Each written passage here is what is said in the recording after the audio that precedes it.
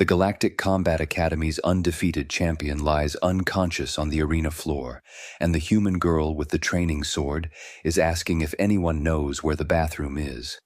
Headmaster Zilax's four eyes couldn't process what they were seeing. Krethax the Destroyer, 8 feet of scaled muscle, 4 arms that had crushed battle mechs, a warrior who had maintained the Academy's perfect record for 247 years, was flat on his back, unconscious. And standing over him, wooden practice sword dangling from one hand, was Emma Johnson, the human exchange student who'd been on campus for exactly 6 days. Seriously, though, Emma said, looking around the silent arena at 50,000 stunned alien faces. I've been holding it for like 20 minutes. Anyone? The silence broke. Chaos erupted. Medical to arena floor! Zilax roared into his communicator, his tentacles flailing in distress. Full emergency protocols. Contact the council. Is he okay? Emma interrupted, poking Krethax's shoulder with the wooden sword. He's breathing, right? According to YouTube analytics, 99.6% of viewers are not subscribed. That's a huge number. By subscribing the channel that is completely free, you'll help support the channel and never miss fresh content. Because I really didn't hit him that hard. I was just blocking and he kind of ran into the sword. Multiple times. Combat instructor Kael'thas vaulted over the arena barrier, his crystalline skin flickering with agitation. You cannot. The laws of physics. He couldn't even form complete sentences. His scanner was aimed at Emma, readings fluctuating wildly. Impossible. These readings are impossible. What readings? Emma asked, genuinely curious. Is your thing broken? My phone does that sometimes when... Your bone structure should have shattered, Kael'thas shouted. The force of Krethax's blows would pulverize starship hulls. Your muscles generated impact readings equivalent to antimatter detonations. Your reaction speed exceeded quantum computer processing thresholds. None of this is possible for an unenhanced biological entity. Emma blinked. I mean, I just moved out of the way and blocked a few times. He was pretty obvious about where he was swinging. Obvious? Zilax had reached the arena floor now, all 6 of his legs trembling. Krethax is a 12th level master of the Zilonian combat form. His technique has been refined over 7,000 years of warrior tradition. Every movement is calculated to be unpredictable and... Yeah, but his shoulder does this little twitch thing before he swings, Emma said, demonstrating with her own shoulder. And his back left foot shifts weight, like a full second before he commits to an attack. And the mandible clicking? Super obvious tell. The medical team arrived, scanning Krethax frantically. He's alive, the lead medic announced. Severe concussion, neural trauma consistent with... The medic looked at Emma in horror, with being struck by a kinetic bombardment weapon. I used a wooden sword, Emma protested. It's literally just wood. I grabbed it because all the metal ones looked way too sharp, and I'm not trying to actually hurt anyone. Kael'thas was reviewing the arena's recording systems, his hands shaking. Headmaster, you need to see this. The massive holographic displays flickered to life, showing the match from multiple angles. The entire arena watched in silence as the replay showed Emma's movements, frame by frame. Block, sidestep, parry, counter. Each movement was economical, precise, and according to the data overlays, completely impossible. Her bones should have exploded from the kinetic transfer, Kael'thas whispered. The G-forces on her organs during that spin should have liquefied them. The neural processing speed required to track Krethax's quantum-phased attacks exceeds our best combat AIs. But I'm literally just a normal person, Emma said, sounding tired. I worked at Target before this exchange program thing. In the home goods section, I'm about as enhanced as a houseplant. Scan her again, Zilax demanded. They did. Full medical scan, genetic analysis, cybernetic detection, quantum enhancement screening. Every test came back the same. Completely, disappointingly normal human. This is a crisis, Zelak said quietly. Contact Grand Admiral Vexthul immediately, and someone please show Miss Johnson to the facilities. Emma was returning from the bathroom, finally, when she found the arena transformed into what looked like a war room. Dozens of high-ranking military officials from across the galaxy had assembled. Holographic displays showed her fight from every conceivable angle. Alien scientists were arguing in at least 15 different languages. "Oh, good, you're back," Kyle said, though he looked like he'd aged a decade in the last hour. "The Grand Admiral has requested a demonstration." "A demonstration of what?" Emma asked. "Your combat capabilities." This came from a new voice. Emma turned to see an absolutely massive alien, easily 9 feet tall, with 6 arms and armor that seemed to be made of living metal. "I am Grand Admiral Vexthul of the Galactic Defense Fleet. I need to understand if what happened here was luck, or if humanity represents a threat we've been ignorant of." "Threat? I'm an exchange student. I'm here to learn about alien pottery techniques." "You defeated our champion with a wooden stick." "He attacked me. What was I supposed to do, just stand there?" Vexthul's mandibles clicked. "Another tell," Emma noted absently. "I've brought 3 of our finest combat instructors. They will engage you simultaneously. Please defend yourself." Emma sighed. "Can I at least get some water first? And maybe a snack? I haven't eaten since breakfast and it's been a really weird day." 5 minutes later, Emma stood in the arena again, still holding her wooden practice sword, now also holding a protein bar she'd produced from her backpack. 3 alien warriors faced her, each one a master of their respective fighting styles, each one regarding her with a mixture of fear and determination. "Begin!" "When ready," Vexthul announced. The first warrior, a 6-legged centauroid creature named Arhil, charged. The second, a floating gas-based entity called Sinara, phased around to attack from behind. The third, Korvax, built like a living tank, moved to cut off escape routes. Emma took a bite of her protein bar. Then she moved. The watching crowd saw a blur. The recording systems, slowed down to 1,000th speed, showed something that made the assembled scientists start praying to various deities. Emma had parried Arhil's strike while simultaneously ducking under Sinara's energy tendril and using the momentum to vault over Korvax's charge. She'd landed, taken another bite of protein bar, and then proceeded to systematically dismantle all 3 opponents in under 30 seconds. "Okay, so Arhil, you were telegraphing with your eyes," Emma said conversationally, as the 3 warriors lay groaning on the ground. "Like, all 6 of them were looking where you were going to step. Sinara, you make this little humming sound before you phase. Might want to work on that. And Korvax, buddy, you're really committed to those straight-line charges. Maybe throw in a curve or something." The physics department head, who'd been frantically calculating throughout the fight, suddenly collapsed. His assistant caught him, shouting, "He's having a cognitive breakdown! The math doesn't work! It doesn't work!" Emma finished her protein bar. "Is everyone okay? Did I hurt anyone badly? Because I was really trying to just do disabling strikes." "Those were disabling strikes?" Rahil groaned from the floor. "I feel like I was hit by an asteroid." "Well, yeah, you were charging at me with a sword. I had to stop you somehow." Grand Admiral Vexthul descended to the arena floor, his expression unreadable. "Miss Johnson, I need you to be completely honest with me. Are you a trained warrior from Earth?" Emma laughed. "God, no. I took a self-defense class at the community center once. The instructor was this retired cop who mostly told us to aim for the eyes and run away screaming." That's your combat training?" "I mean, I watched my brother play a lot of video games, and we used to wrestle when we were kids, but that was mostly just stupid sibling stuff." Vexthul looked at Zilax. "Summon Zara the theorist. We need combat doctrine analysis immediately." "Sir, Zara is on Xylor 9, conducting deep meditation on, I don't care if she's achieving quantum enlightenment." "Get her here, now."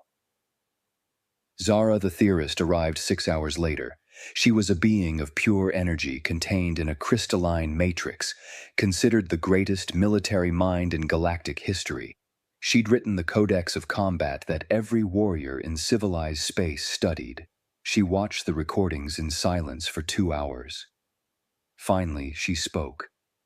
"Everything I know is wrong."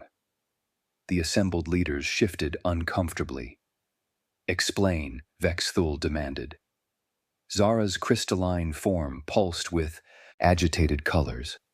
"Our combat systems are built on a fundamental assumption that we fight opponents who are biologically different from us. A Zilonian fights using Zilonian advantages, scales, multiple arms, quantum-phased nerve clusters.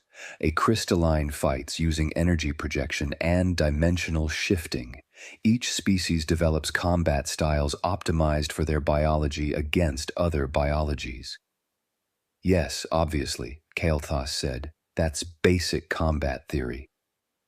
"But humans," Zara continued, her voice strained, "humans have been fighting humans for their entire history. They have no natural weapons, no armor plating, no energy projection, no quantum abilities. They're soft, weak, and slow by galactic standards." "They're clearly not slow," Arhill muttered, still nursing his injuries. "Relatively slow," Zara corrected. "But that's exactly the point.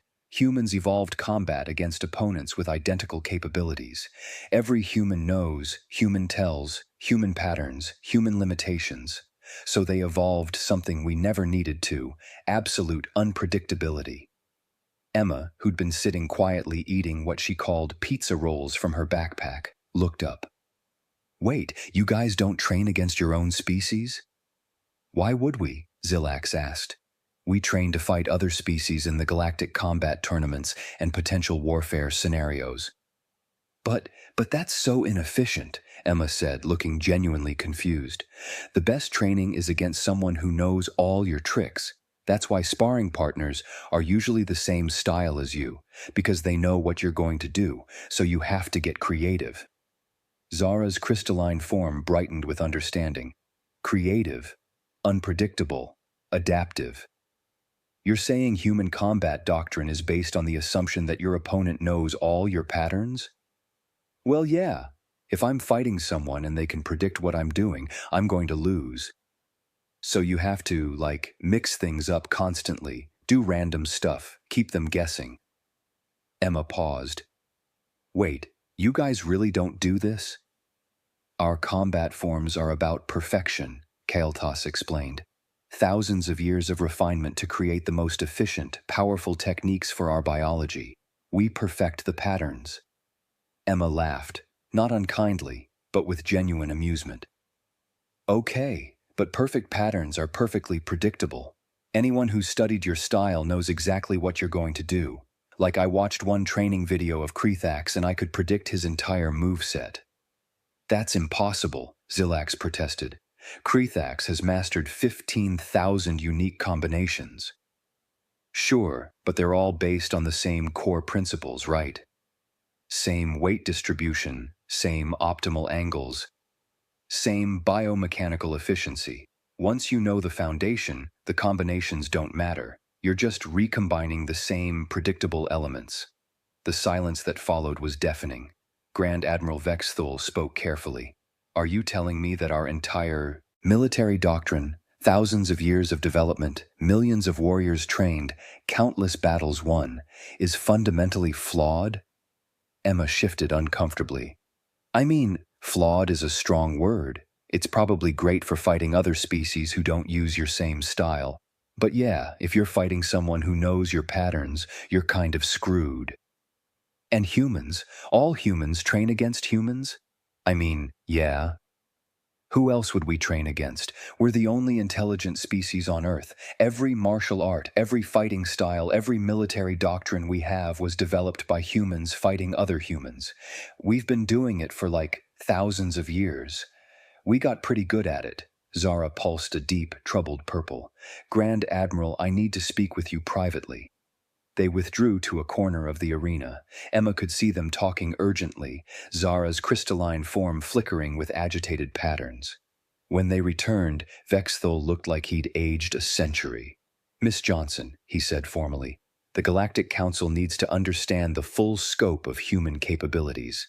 I'm going to ask you to do something, and I need you to give your absolute best effort. Can you do that?" Emma shrugged. "I guess? What do you need?" "The Academy has an automated defense system called the Absolute Predator. It's an AI that adapts to any fighting style, learns patterns in real time, and has never been defeated. We use it to test our most advanced combat theories." He paused. "I need you to fight it." "An AI that learns patterns?" Emma looked thoughtful. "Yeah, okay. That could be interesting." They led her to a sealed training chamber. The walls were reinforced with the strongest materials known to galactic science. Weapon racks lined the walls, everything from plasma rifles to molecular disruptors. Emma picked up a metal pipe that had apparently fallen off some maintenance equipment. "You're not going to use an actual weapon?" Keltas asked. "This is an actual weapon. It's a metal pipe. You can do a lot with a metal pipe." The Absolute Predator activated. It was a hovering sphere with dozens of weapon ports and energy emitters. Scanning beams swept over Emma, analyzing her stance, her biology, her potential attack vectors.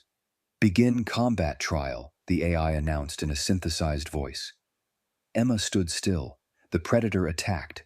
Energy blasts, kinetic projectiles, gravity wells. Emma dodged, weaved, and blocked with the metal pipe. The AI adapted instantly, predicting her movements, cutting off escape routes. For 30 seconds, it was a stalemate. Then Emma did something unexpected. She threw the pipe at the AI, missed intentionally, and while the AI was tracking the projectile, she grabbed a plasma rifle from the wall and fired 3 shots, but not at the AI. She shot the ceiling supports. The AI moved to avoid the falling debris, and Emma was there, having predicted its evasion pattern. She kicked it, hard. The Absolute Predator crashed into the wall. "Pattern recognition failure," it announced. "Adaptation protocols inadequate. Opponent actions do not conform to..." Emma hit it with another section of fallen debris. Then she picked up a completely different weapon and fired it backwards over her shoulder while running in a zigzag pattern that made no tactical sense. It worked. The shot hit. Cannot predict. Cannot adapt. Actions illogical. Actions effective. Does not compute.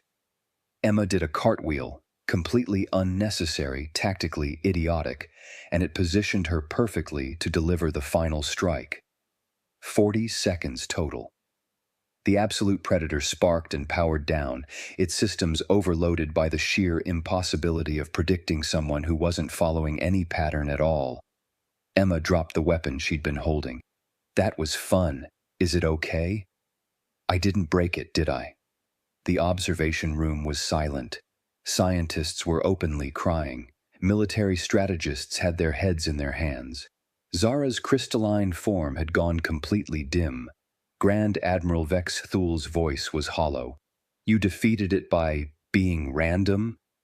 "Well, not exactly random," Emma said, climbing out of the chamber. "More like adaptive chaos. Like I knew it would try to predict me, so I just did things that didn't make sense even to me until I was doing them. Improv, basically." "Improv," Vexthul repeated. "Yeah, like improvisational theater? You just react in the moment, commit to whatever feels right, and keep your scene partner, or in this case, opponent, off balance." Zara suddenly blazed back to full brightness. "Grand Admiral, we need to convene an emergency session of the Galactic Council, immediately." "I concur," Vexthul said grimly. "Miss Johnson, thank you for your demonstration. You've given us much to consider." "Cool, so, can I go? I have a pottery class in an hour and I really don't want to miss it. We're doing vases." The Galactic Council met in emergency session 30 hours later. Representatives from 500 species filled the chamber. Grand Admiral Vexthul presented the findings with Zara the theorist providing analysis. The conclusion was unanimous and terrifying. Humanity represented a complete paradigm shift in combat doctrine. They're not physically superior, Zara explained to the assembled representatives. In fact, by our standards, they're weak. But they've spent their entire existence fighting opponents who share their weaknesses and their capabilities. They evolved past pattern-based combat because patterns get you killed when your enemy is just as smart as you are. So what do we do? Asked the Centauroid ambassador. Ban humans from combat? We can't ban an entire species from defending themselves, Vexthul countered. But we can't allow them in galactic combat tournaments either. One human would dominate every weight class, every style, every competition. It would render our entire martial tradition meaningless. I propose, Zara said, carefully, that we officially recognize human combat doctrine as a separate category. Not inferior, not superior, simply fundamentally different. Humans will be prohibited from formal competition, but we will begin incorporating their adaptive techniques into our training. That will take decades, someone protested. Our bodies aren't built for that kind of unpredictability. Then we have decades of work ahead of us, Zara said firmly. Because if humanity is ever hostile and we haven't learned to counter their methods, we will lose, decisively. The vote was called. The resolution passed. Humans were officially declared too disruptive for galactic combat sports. Not banned, diplomatically reassigned to exhibition-only status. Emma learned about the decision 3 days later, between pottery class and her seminar on alien literature. So I can't compete in tournaments? She asked Headmaster Zilax, who'd personally delivered the news. I'm afraid not. The council believes it would be unfair to other participants. Emma thought about this, then shrugged. Yeah, that's actually totally fair. The tournaments looked kind of boring anyway. Everyone just does their style's perfect form and whoever's biology is better wins. There's no creativity. Zilax's tentacles twitched with amusement. I've been asked to offer you a position as a combat instructor. Hard pass. I'm here for the pottery. We anticipated that response. Instead, the council would like to offer you a position in the diplomatic corps. Your ability to, shall we say, understand multiple perspectives would be valuable. Will it involve more fighting? We certainly hope not. Then sure, I guess. After I finish my pottery vase, I've been working on it all week and I'm not leaving until it's done.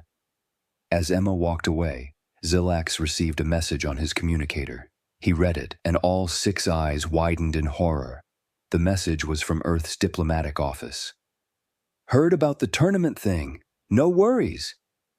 We're sending 50 more exchange students next semester, looking forward to continued cultural exchange.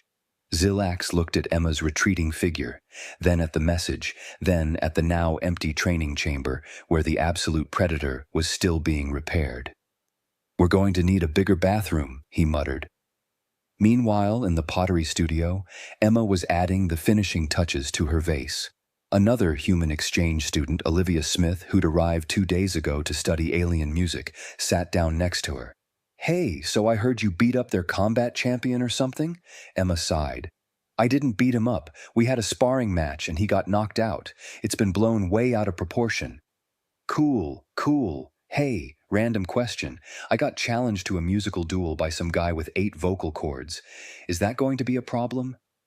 Emma paused in her pottery work. Olivia, do you know anything about music theory? I mean, I was in jazz band in high school. And did you learn to play against other humans who also understand music theory? Well, yeah, obviously.